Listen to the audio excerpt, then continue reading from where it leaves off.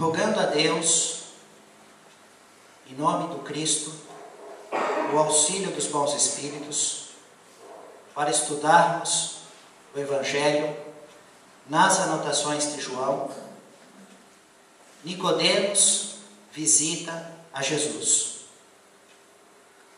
Havia naquele tempo um homem dentre os fariseus chamado Nicodemos, um dos chefes dos judeus.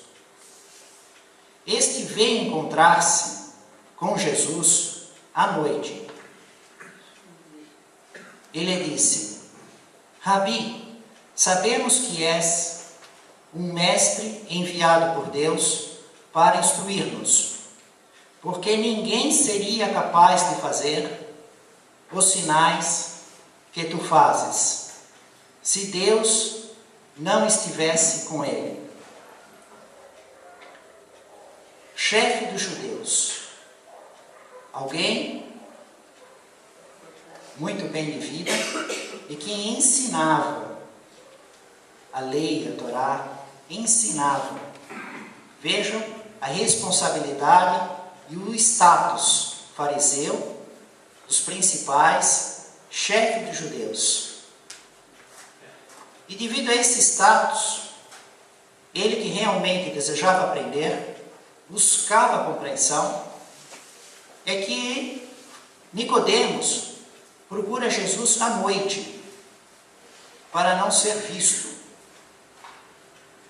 Mesmo nos dias atuais, com todos os progressos da civilização, andar à noite em Jerusalém, na Galileia, é realmente andar assim para ser pouco visto. Tudo deserto, aquela iluminação bem pequena, bem fraca. Naquela época que as pessoas saíam com a iluminação, não tinha iluminação de rua, à noite, no escuro. Uma intenção diferente do estudo que realizamos na parábola do bom samaritano. Lá era um doutor da lei. Os dois buscam compreender a vida no reino dos céus, o reino de Deus, a vida eterna, o nosso destino, espírito puro, felicidade suprema, nos nossos termos. Porém, com intenções diferentes. Enquanto que, na parábola do bom samaritano, o doutor da lei busca experimentar, testar, ridicularizar, provocar Jesus, especialmente na circunstância do próximo, Jesus estando rodeado de pessoas que no conceito dos judeus seriam mal vistas pelo Criador, porque eram pobres e eram doentes. E quem é meu próximo? Esse estudo com os detalhes está publicado no YouTube. No entanto, Nicodemos tinha uma outra intenção, era uma outra circunstância. Buscava realmente aprender. Por isso, ele busca à noite, na privacidade, na discrição. E ele já testemunha que ele conhece os poderes de Jesus de um modo muito lógico. Ele observa os sinais. Seria capaz de fazer os sinais que tu fazes? Quem seria? Só quem estivesse amando de Deus. Curar um cego de nascença, um leproso, um paralítico, dominar os efeitos da natureza, multiplicar pães e peixes, transformar água em vinho. Quem é capaz de fazer? Quem tem poderes espirituais, conhece a matéria, existe um domínio sobre a matéria, sabe o que as pessoas estão pensando, o que estão sentindo, os sinais que Nicodemos reconhecia, e de modo correto, que Jesus estava investido de um conhecimento, de um poder, de uma intimidade com o Criador. Jesus lhe respondeu: em verdade te digo, ninguém pode ver o reino dos céus se não nascer de novo. Em verdade te digo, um termo cuja tradução fica deste modo: em verdade te digo. Estranho para nós, que não falamos repetindo as coisas assim, em virtude de que não há um termo específico para essa circunstância, porque hoje a vida é diferente. Nós temos cartórios que registram a propriedade dos imóveis, cartório de títulos e documentos, autenticações, senhas. Então, naquela época, que nada disso havia, quando se iria falar algo, pode escrever aí, é pelo fio do bigode, dizendo que é sério, que está pensado, que é um compromisso com o conteúdo, havia um termo com esse conceito: em verdade vos digo, na tradução como nós compreendemos. Porém, Jesus responde, veja a anotação do Evangelho de João: Jesus lhe respondeu. Agora, que pergunta? Qual foi a pergunta que Nicodemos fez para Jesus? Nenhuma. Fez pergunta? Não. João, o evangelista, anotou que o encontro foi à noite. Isso não é pergunta. Que ele era um dos principais chefes dos judeus, um fariseu. Também não é pergunta. E mostra um testemunho. Diz: eu vejo os sinais que você produz. Você está com Deus. Bom, até aí não tem nenhuma pergunta. Só que Jesus conhece o que levou Nicodemos a procurá-lo à noite. Por que aquela descrição? O que estava atormentando o seu coração? Qual era o dilema da sua vida?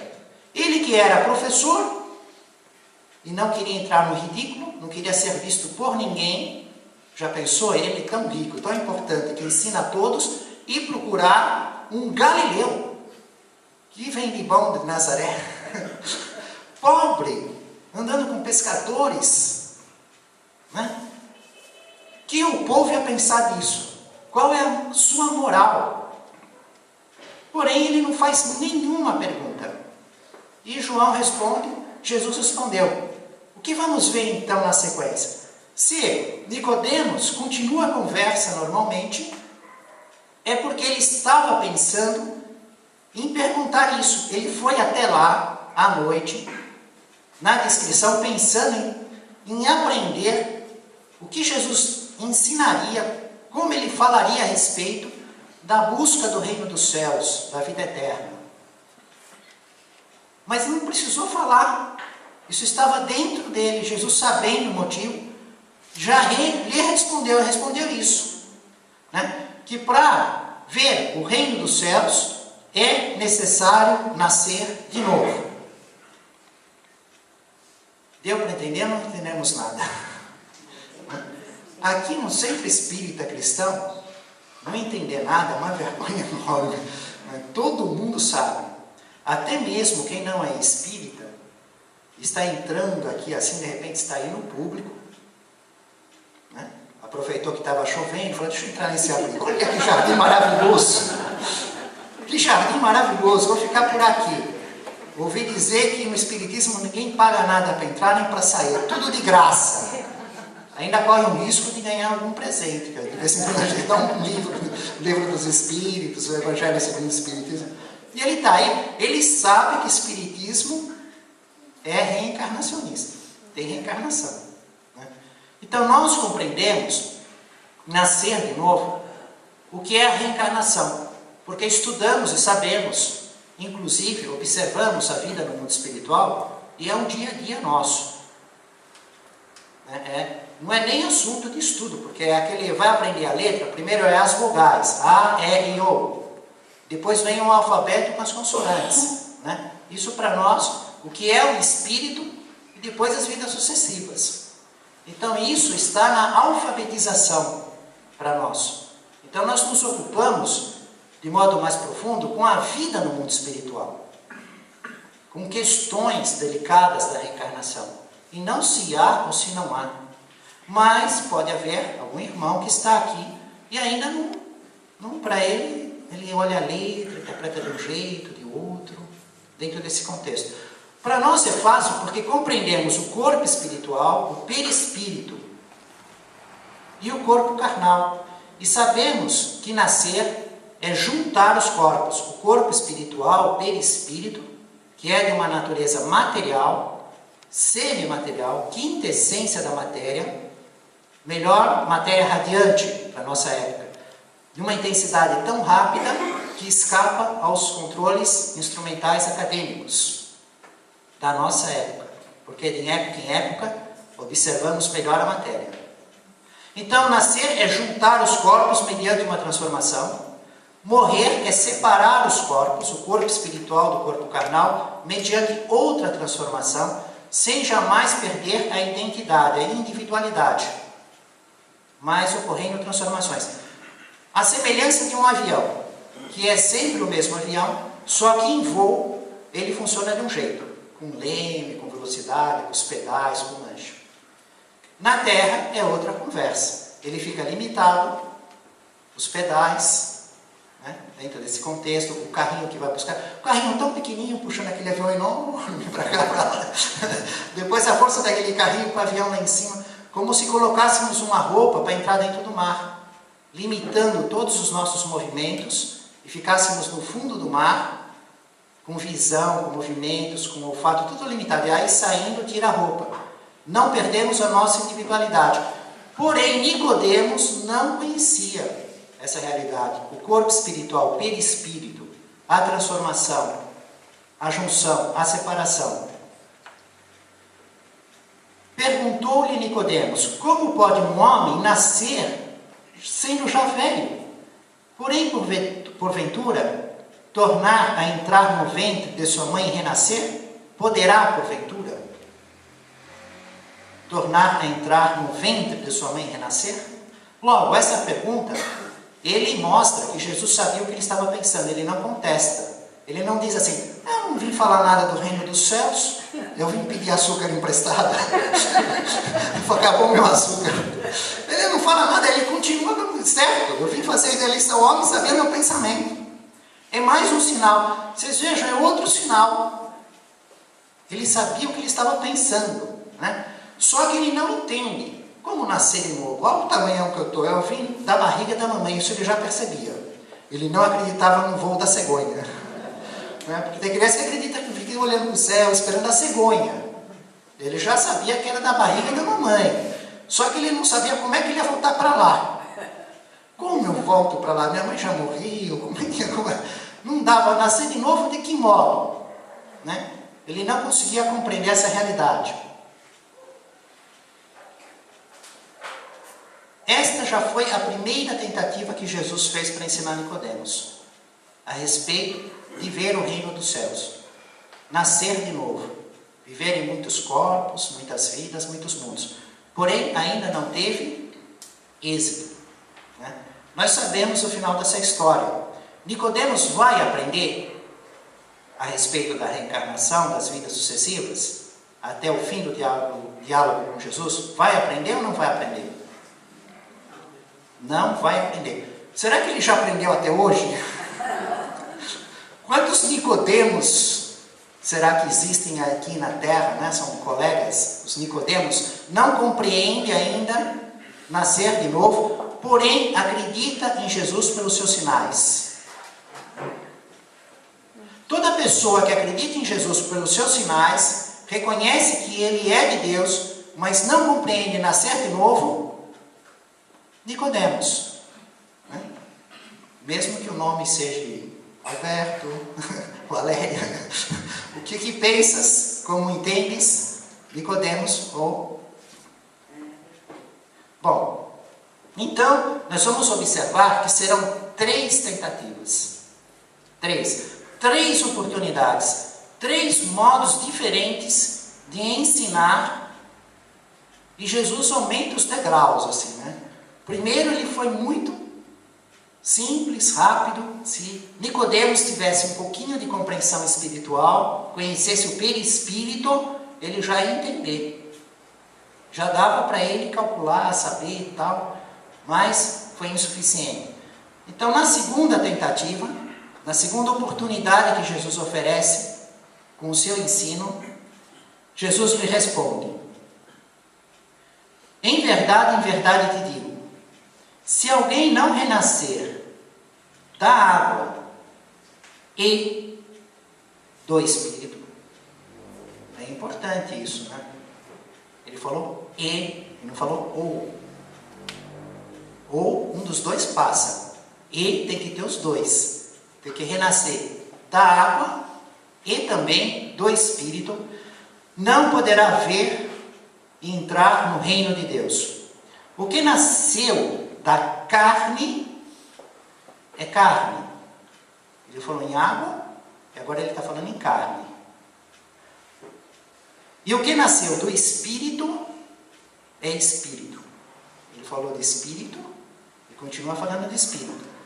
Logo, da água veio a carne. Não te admires do que eu disse, é preciso nascer de novo. E vejam que interessante a continuação, que para nós é meio estranho, porque ele está falando de reencarnação, de nascer de novo, falou da água, falou da carne, falou do Espírito, e olha como Jesus continua. O vento sopra onde quer e ouves o seu ruído, mas não sabes de onde vem, nem para onde vai. Assim é todo aquele que nasceu do Espírito. Esta foi a segunda oportunidade que Jesus oferece a Nicodemos. Para nós, isso está um pouco assim vago. Para Nicodemos, seria muito fácil, porque era o dia a dia dele. Para nós, um pouco afastado. Essas palavras, as traduções, os seus conceitos, até fica assim um pouco velado. É necessário fazer um estudo mais para dentro do texto. Porém, para Nicodemos, que era judeu, que era dos principais, que ensinava, o que ele ensinava? Física nuclear? O esquema de futebol para isolar, que a Itália fez aí com a Espanha, na Copa das Confederações, Torá. Desde os 5 anos eles aprendiam de modo oral, o ensino da lei, depois ia na escola em Jerusalém, os doutores, 15 anos. Ele ainda era um professor. A Torá, livro da Gênesis. E a criação, o primeiro dia. No princípio, Deus criou os céus e a terra. A terra estava informe e vazia. As trevas cobriam o abismo, e o Espírito de Deus pairava sobre as águas. Deus disse: faça-se a luz, e a luz foi feita. Quer dizer, quando é que ele fez a água, se no primeiro dia já tinha água? Não tinha luz. Faça-se a luz, e a luz foi feita. A luz foi feita no primeiro dia. E a água parece que já existia, já estava lá antes. E todos os outros dias, o segundo, o terceiro, o quarto, o quinto, o sexto, de trabalho, de criação, o sétimo no descanso, não aparece o fazer a água. E a água já está no primeiro dia. Já é matéria de trabalho. Para nós, os espíritas, como é que isso chama para nós o nosso estudo? Princípio material, fluido cósmico universal. O princípio material, que vai formar todas as coisas, é o mesmo conceito, a mesma ideia. Para eles, a água era um elemento gerador das coisas. No segundo dia, Deus disse: faça-se um firmamento entre as águas. Veja o que é interessante. E separe ele uma das outras, o firmamento. Deus fez o firmamento e separou as águas que estavam debaixo do firmamento daquelas que estavam por cima. Então, ele separa as águas no segundo dia. No primeiro, elas já estavam lá, ele cria a luz. Faça-se a luz se fez. Então, a água era assim uma matéria que ele trabalha, que já existia, era um princípio formador das coisas materiais. Bom, mas e o Espírito? Livro dos Espíritos, questão 24. Allan Kardec. Espírito é sinônimo de inteligência? Questão 23, Livro dos Espíritos. O que é espírito? Vocês observam que eu li ao contrário aqui, né? Exatamente porque Allan Kardec, o bom senso encarnado, é um processo lógico. Então, primeiro ele perguntou o que é espírito. E depois, de acordo com a resposta, ele pergunta: espírito é sinônimo de inteligência? Vejam as respostas que os espíritos deram. O que é espírito? O princípio inteligente do universo. Isso é espírito. O princípio inteligente do universo. Só que na realidade, quando vemos um espírito, a gente vê espírito, põe centenas nisso, né? Nós não vemos aquela parte inteligente que pensa, que sente. Nós vemos o corpo, perispírito. Aquele corpo material. Como nós temos o nosso corpo material, perispírito, nossa matéria. Né? Então, Allan Kardec, quando pergunta o que é espírito, nos dá a sensação de ser espírito. Tem um corpo e uma parte inteligente que pensa, que sente. Eles dizem o princípio inteligente do universo. Lógico, ele pega e faz a pergunta 24. Então, espírito é sinônimo de inteligência? Conforme é o texto e o contexto que está inserido na palavra, realmente espírito às vezes é empregado simplesmente como um sinal de inteligência. O espírito da coisa, a inteligência da coisa. E existe o ser espírito. Os espíritos respondem assim: a inteligência é um atributo essencial do espírito. Mas um e outro confundem-se em um princípio comum, de sorte que para os homens passa a ser a mesma coisa. Então, a inteligência é um atributo do espírito tão forte, tão marcante, porque só o espírito tem inteligência, nenhuma matéria pensa e nenhuma matéria sente. Qual é o átomo que a ciência nos mostra, com massa atômica, peso atômico, movimento de elétron, núcleo, próton, nêutron, tudo que ela conhece que pensa? Qual é o átomo que chora, que sente raiva, que é fanático, que tem vício, que ama, que perdoa, que sorri? A matéria não tem sentimento, não tem logística. É um atributo do espírito, do ser inteligente. O espírito é a inteligência. Mas isso estamos falando de Allan Kardec. E falávamos que não era tão difícil para Nicodemos. Ele não podia ensinar isso. Mas voltamos ao tempo de Nicodemos. Porque existe uma relação na vida dele que nós não temos. Porque para nós, espírito é uma palavra, significa uma coisa. O atributo da inteligência ou o ser. O ser é o espírito. E vento é outra coisa. Ou quando a gente fala em espírito, pensa em vento. Ou quando fala em vento, pensa em espírito. Previsão do tempo, muito vento, a gente pensa em espírito. Isso para nós hoje, em português, mas para Nicodemos não, era a mesma palavra. Como um agravante. Era a mesma palavra no aramaico que ele conversava com Jesus, no hebraico bíblico, como Moisés escreveu no livro da Gênesis, e em grego, que era a língua universal. O mesmo termo tinha dois sentidos diferentes. Vento e espírito eram o mesmo termo. Por que era assim? De acordo com o livro da Gênesis. Porque Deus fez a água, quer dizer, Deus não fez a água, já parecia existir, ele separa, vai indo, tem o pó da terra, ele junta com a água, forma o barro.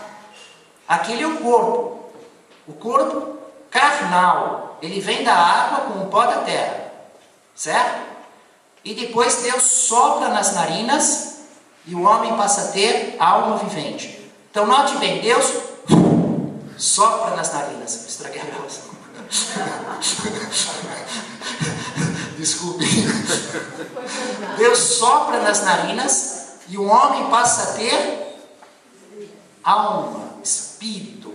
É o mesmo termo, sopro e espírito no hebraico bíblico, por isso.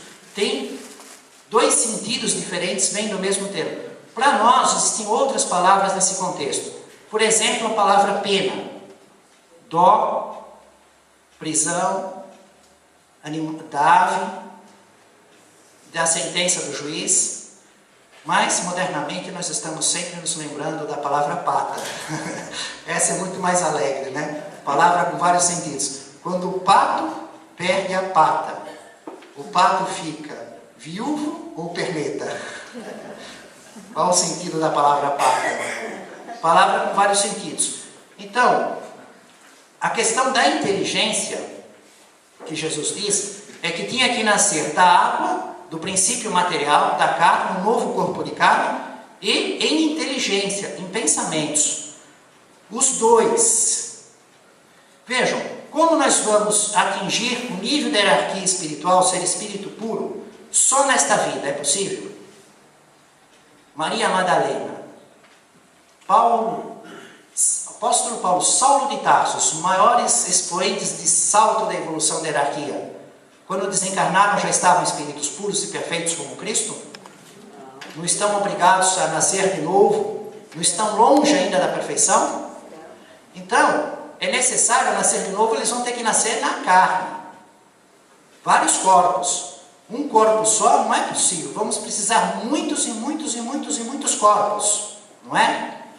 Mas o Nicodemos, digamos que ele ainda está aqui, nos dias de hoje, né? Ou aquelas pessoas, Nicodemos, que não compreendem a reencarnação, mas reconhecem o poder de Jesus por seus sinais.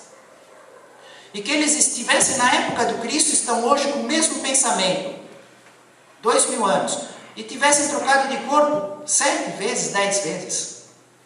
Quer dizer, nasceram de novo na carne, mas não nasceram de novo no espírito, nenhuma vez. Tem que pensar diferente. Inteligência, nascer de novo na inteligência, morrer uma ideia que está errada, ignorância, morreu, enterrou, cremou, acabou. E uma nova, que está correta com a lógica, inteligência, no conceito, no modo de pensar.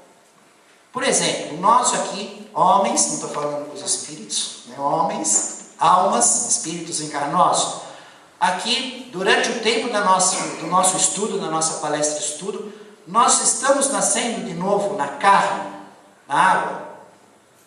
Não, porque entramos com este corpo e pretendemos sair com um corpo, não é? Essa que é o nosso... Estamos com o mesmo corpo. Até o fim desta vida, nós não vamos nascer de novo com essa carne, nós vamos envelhecer, né? Mudar, alterar, sair de célula, tudo bem. Aliás, quando fica velho, nem lembra aqueles bebezinhos, aquela juvenada, né? Mas é o mesmo corpo, né? Aquele corpo. Agora, dentro desse tempo do nosso estudo, nós podemos nascer de novo em inteligência. Muitos conceitos, podemos ter entrado aqui com certos sentimentos e com certos conceitos na logística, ouvindo essas ideias que são tiradas dos livros de Allan Kardec, de Chico Xavier, que são inspiradas pelos Espíritos, que estão inspirando vocês, estão inspirando os que estão ouvindo na publicação da gravação, e eles estão nascendo de novo sem nascer na carne, nascendo na inteligência, no Espírito, porque estão compreendendo de modo diferente. E diz assim, eu fui Nicodemos até agora caiu a ficha, agora eu entendi.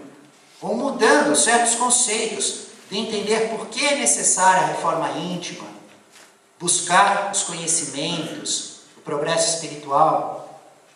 Então, para Nicodemos, isto devia ter sido muito fácil, porque ele ensinou isso muitas vezes, toda hora ele falava da água, o primeiro dia da criação, o homem sendo criado do pó da terra, o sopro nas narinas que era o espírito. Era o dia a dia dele. Isso ele dominava profundamente, ele não conseguia entender o que estava escrito naquela letra. O que está escrito na lei, como lês? A parábola do bom samaritano. Jesus diz para ele, o que está escrito na lei, como lês? Ele não queria a vida eterna. E ele não conseguia compreender e interpretar a questão do próximo, do ponto de vista do Criador, né? E é o que estava ocorrendo com Nicodemos, então, nem nesta segunda oportunidade, que era o dia a dia dele, o íntimo dos seus conhecimentos, dos seus ensinos que ele ensinava, Jesus segue em diante. Porque Nicodemos diz: como pode isto acontecer? Respondeu-lhe Jesus: tu és mestre em Israel e não conheces estas coisas? Em verdade te digo, nós dizemos o que sabemos e testificamos o que vimos e não aceitas o nosso testemunho. Se não acreditas quando te falo das coisas terrestres, como acreditarás quando eu te falar das coisas do céu? Porque ninguém subiu ao céu, senão aquele que desceu do céu, o Filho do Homem.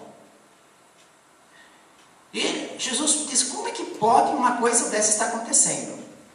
Ele era mestre em Israel, ele ensinava e não conhecia as vogais do alfabeto.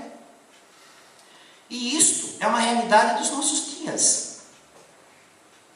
Quantos ensinos estão caminhando pelo planeta, nos mais variados modos, instituições e meios, os mestres que não conhecem estas coisas estão ensinando, não conhecem a alfabetização da vida espiritual, e são os mestres, são os principais, são os professores, estão ocupando esses postos.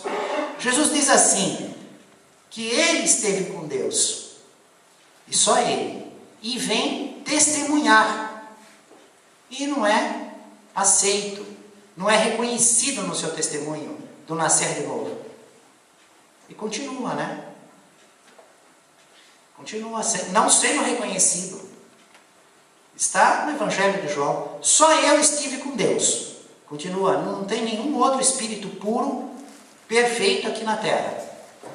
Existem em outros níveis, em outros planetas. Aqui, segundo as anotações do Evangelho, segundo o ensino do Espírito Emmanuel, o único Espírito puro é o Cristo, íntimo com Deus, testemunhando, mas ainda não é reconhecido. E Jesus disse: eu estou te falando só das coisas terrestres, é o dia a dia. Como é que eu vou falar das coisas celestes, da vida no mundo espiritual? Não conhece o mais elementar é saber que o espírito sobrevive ao corpo, à morte da carne, do corpo carnal. A vida continua. Passou por a letra A, letra B, a progressão com vidas sucessivas. Não conhece a letrinha B, vai fazer então o que com o espírito? Não conhece a evolução com vidas sucessivas, vai pôr no inferno eternamente? E o amor de Deus? E a maioria estaria lá? Vai igualar ao Cristo, viver no céu, com as suas limitações no conhecimento e nos sentimentos? Imagina nós, do lado do Cristo, no nível dos exames, fazendo o quê? Com o nosso pensamento, o nosso sentimento, a nossa ignorância. Que circunstância? Com a codificação espírita, nós podemos estudar circunstâncias da vida celeste, da vida espiritual, porque conhecemos esse dia a dia da reencarnação. Então, os livros da série de André Luiz, iniciando em Nosso Lar, numa série de livros, Até a Vida Continua, vários cenários, vários detalhes da vida no mundo espiritual, nos variados níveis de alegria e de sofrimento, de ignorância e de sabedoria, podemos estudar, entrever, inclusive participar. Mas é sine qua non estar alfabetizado, compreender as coisas terrestres. Esta foi a segunda tentativa. E a terceira, a última oportunidade, o último ensino que Jesus oferece a Nicodemos.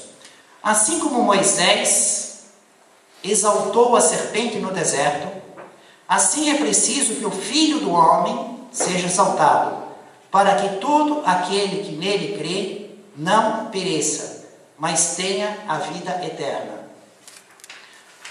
Uma outra circunstância que Jesus coloca, em que Nicodemos conhecia profundamente, e nós, de modo muito vago. Moisés exaltou a serpente no deserto. O que acontece? Quando Moisés, numa sequência de 10 pragas, consegue a libertação do povo hebreu na escravidão no Egito, diante do faraó do Egito. E eles então ficam 40 anos pelo deserto. Houve um momento, Números 21, Antigo Testamento, os israelitas falaram outra vez contra Deus e disseram, porque ficaram 40 anos no exílio, comemoraram muito na hora que foram libertos. Porém, ao terminar, fizeram um bezerro de ouro. Houve um momento que disseram, por que você nos tirou do Egito e nos trouxe para cá para morrermos no deserto? Quer dizer, todos aqueles séculos reclamando da escravidão, trabalhar de sol a sol, de berço a túmulo, ansiando, rogando pela libertação, porque nos tirou do Egito. Vejam a circunstância. Aqui não tem pão, não tem água, e nós não gostamos desta comida miserável. O espírito, o sentimento do povo. Então, Deus mandou cobras venenosas. Elas mordiam o povo e muita gente morreu. O povo foi falar com Moisés e disse, nós pecamos. Peça a Deus para mandar embora as cobras. Então Moisés orou pelo povo. Deus disse a Moisés, faça uma cobra de bronze. Coloque a cobra num poste. Quem for picado e olhar para a cobra de bronze não morrerá. Então Moisés pôs a cobra de bronze no alto de um poste. Quando alguém era mordido por uma cobra e olhava para a cobra de bronze, vivia. Que circunstância interessante. Deus ouviu as preces, mas não fez exatamente como eles queriam, que afastasse as cobras venenosas. Eles se arrependeram, não porque tomaram consciência do amor de Deus e do trabalho, não, é porque o incômodo das cobras que mordiam, as cobras venenosas que mordiam e morriam muita gente. Moisés ora a Deus, e Deus manda Moisés fazer um poste alto, uma cobra de bronze, e Jesus diz que se reporta a este momento da cobra de bronze, este momento. Imagina a cobra de bronze no alto do poste, que tinha que olhar para não morrer, para viver. Morte e vida, visão espiritual. O que é o espírito morto e o que é o espírito vivo? O que somos nós, almas, espíritos encarnados, mortos e vivos? Aquele que evolui espiritualmente e aquele que fica no mesmo nível sem evolução. Não é? E Jesus disse, olha, do mesmo modo que Moisés, no poste, a cobra de bronze, quando eu for elevado, ele usou uma gíria. Nós temos gíria para quando morre, vestir paletó de madeira. Quando a pessoa está presa, vê o sol nascer quadrado. Não existem uns termos assim, umas gírias que em momentos de humor, aí se coloca, dando uma ideia, um cenário. E ser elevado era ser, na época do Cristo, gíria, ser elevado era ser o quê? Crucificado. Elevado. Pregado na cruz, elevado. No alto do Gólgota, Já é uma pedra de 15 metros de altura, se não me falha a memória. Em cima de um morro alto, do lado de fora dos muros e perto. Todo mundo via e vê o lugar ainda hoje, em virtude da sua posição. Quando eu for elevado, o que vai acontecer? Quando for elevado, tem que olhar para mim. Depois da crucificação, o que ele mostra? O seu corpo espiritual, a ressurreição. Ele aparece para Maria Madalena em primeiro lugar. Aparece para os discípulos, sem Tomé, com Tomé. Mais de 10 aparições na Bíblia. Depois para Paulo, no caminho de Damasco. Ele mostra o corpo espiritual, o perispírito. A separação do corpo carnal do corpo espiritual. Olhar para ele, reconhecer o seu testemunho. Eu estive, e só eu estive com Deus. E estou. E testemunho. Para ver o reino dos céus, é necessário nascer de novo. A reencarnação com essas 3 tentativas que Jesus oferece a Nicodemos como ensino, nós vamos observar na obra espírita uma sequência incontável de estudos, de livros, de colocações.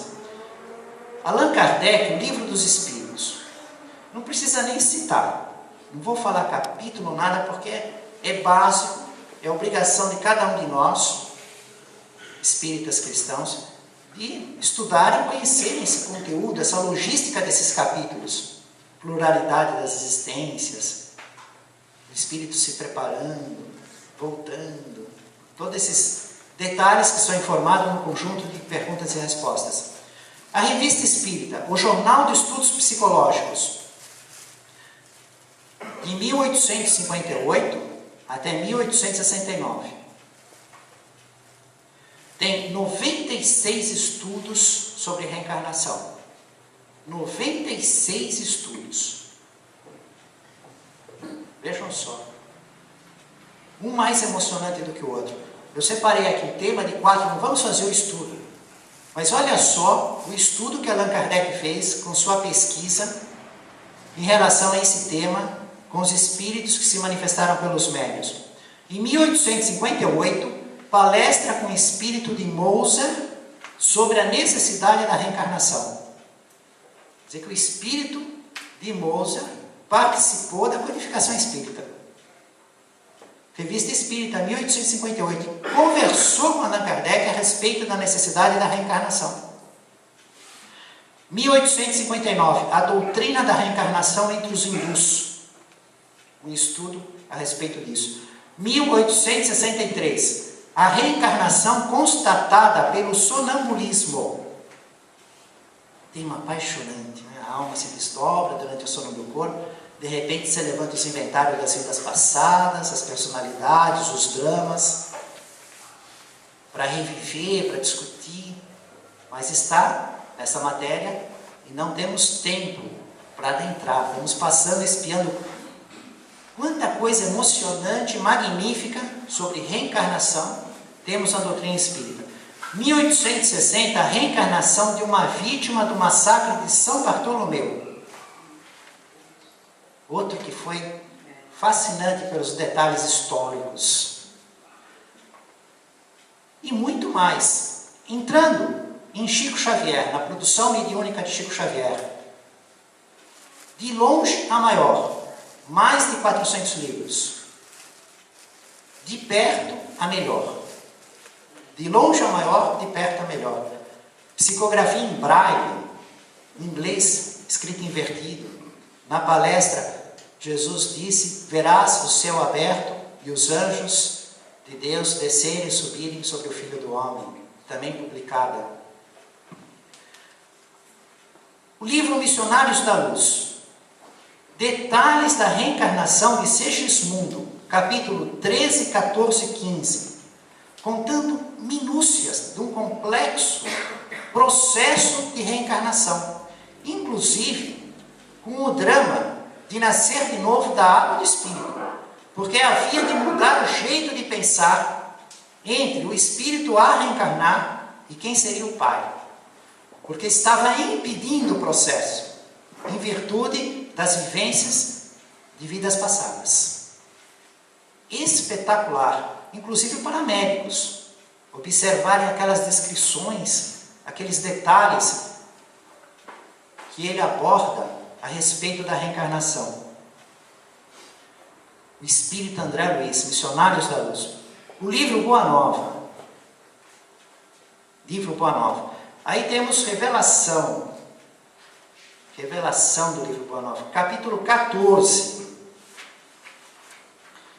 A lição a Nicodemos, o espírito Humberto de Campos. Ele nos diz que só dois discípulos, 2 apóstolos de Jesus, assistiram o diálogo de Jesus com Nicodemos.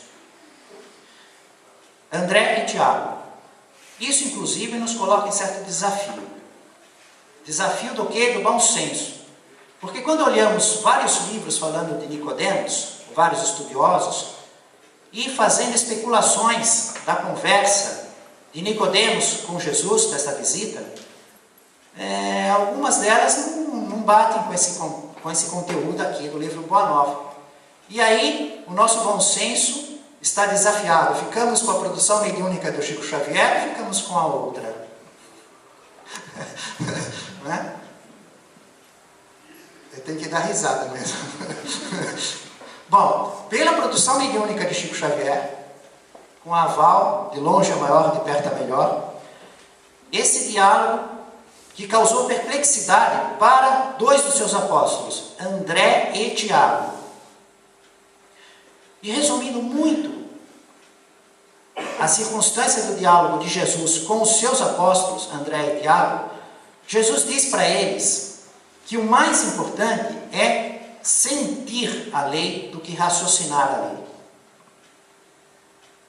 Há um raciocínio em torno de olho por olho e dente por dente, o conceito de justiça, que eles traziam sempre em primeiro lugar. Mas Jesus diz, Deus é justo, sem dúvida nenhuma, mas antes de justo, Ele é bom. O primeiro mandamento é amar a Deus sobre todas as criaturas, sobre todas as coisas, com todas as forças, todo o seu entendimento. Amar ao próximo como a si mesmo. Antes de mais nada, Deus é bom. Deus é soberanamente bom e justo.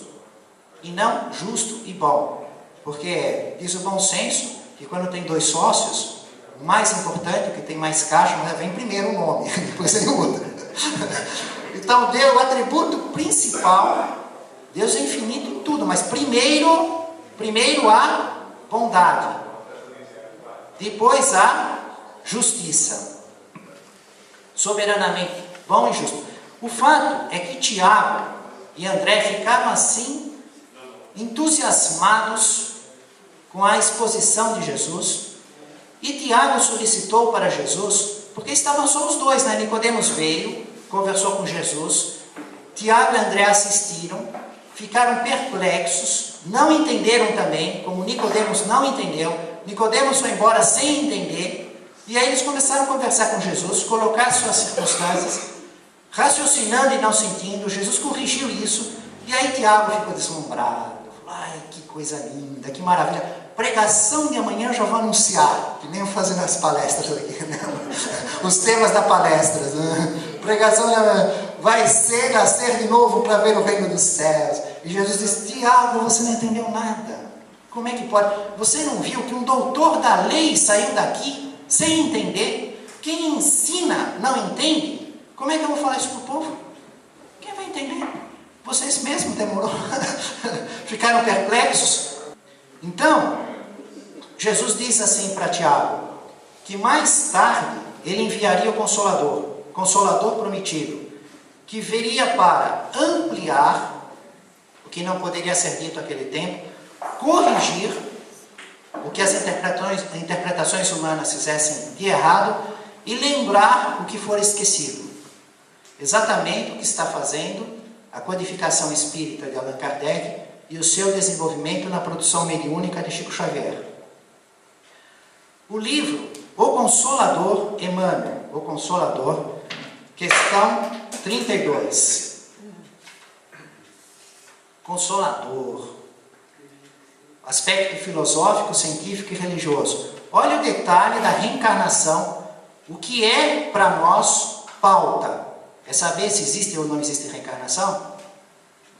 Não. Olha o que é o que não é para nós. Pergunta dos espíritas para o espírito Emmanuel responder através da psicografia de Chico Xavier. Quando o embrião está sendo formado, existe uma interpenetração de fluidos entre a gestante e a entidade então ligada ao feto? Existem consequências verificáveis? Perceberam o nível do que estamos falando? Resposta dos espíritos. Essa interpenetração de fluidos é natural e justa, ocasionando não raras vezes fenômenos sutilíssimos, como chamados sinais de nascença. Quem tem sinal de nascença? Está vendo Emmanuel explicando aqui sinais de nascença? Interpenetração dos fluidos do espírito que vai nascer com o espírito, o corpo espiritual da mãe. na formação do corpo. Vejam do que estamos falando. Daria para ficar vendo se existe ou não existe reencarnação? Que somente mais tarde poderão ser entendidos pela ciência do mundo, enriquecendo o quadro de valores da biologia, no estudo profundo das origens. De certo modo, lembra o que Jesus fala para Tiago e para André. Um doutor da lei saiu daqui e não pode entender? Como é que a ciência acadêmica vai entender se não conhece o fluido vital, não conhece o perispírito? Como é que ela vai ver a reencarnação e o sinal de nascença provocado pelo perispírito de quem vai nascer? E aí? O progresso continua. Um dia chega lá. Né? Bom, em relação à coleção Fonte Viva, nós temos, no Fonte Viva renasce agora, Palavras de Vida Eterna, na esfera do reajuste, Caminho, Verdade e Vida, Coisas Terrestres e Celestiais e Orientadores do Mundo e Vidas Sucessivas. Tudo isso, comentários de Emmanuel a respeito das vidas sucessivas. Mas nós vamos encerrar com um único, o que eu mais aprecio, porque realmente é o foco da reencarnação, das vidas sucessivas. É o objetivo. É aí que mora toda a jogada, né? O porquê da reencarnação, que é o principal, o fundamental para nós seguirmos os nossos passos com essa ideia no coração. A palavra de Jesus a Nicodemos foi suficientemente clara. Reencarnação é lei universal. Vejam como Emmanuel raciocina. O homem ainda não percebeu toda a extensão da misericórdia divina nos processos de resgate e reajustamento. E agora ele faz a comparação.